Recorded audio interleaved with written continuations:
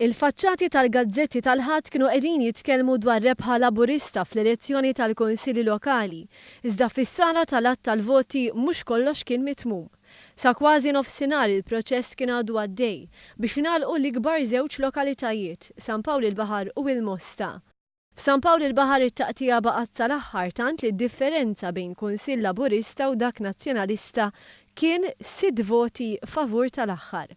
Bil-proċess magħluq kienet issiġillata l-aħbar li fl-elezzjonijiet tal-Kunsilli Lokali tal-11 ta' April il-Partit Laburista kiseb 67,539 vot, voti li waslu għal rebħa li qatt bħala m'għamel partit fil-gvern. Dan ifisser ftit aktar minn 53% tal-voti mitfuqa u li kienu validi.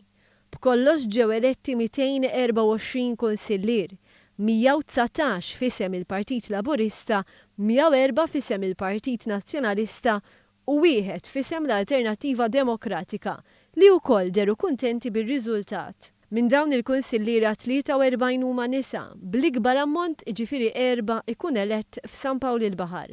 21 lokalità eliġiet sindku ġdid, bi 13 minnhom ikunu sindki Laburisti.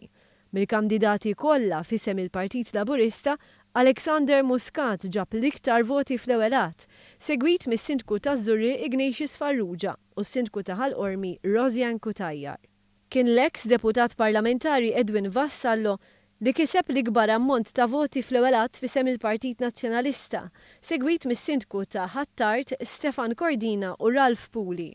B'dawn ir-riżultati l-poplu Malti eleġġa rappreżentanti tiegħu f'34 lokalità, b'messaġġ ċar favur Malta ottimista fil-maġġoranza ta' dawn il-lokalitajiet, preċiżament 20, it-tmexxija kienet fdata f'idejn il-Partit Laburista.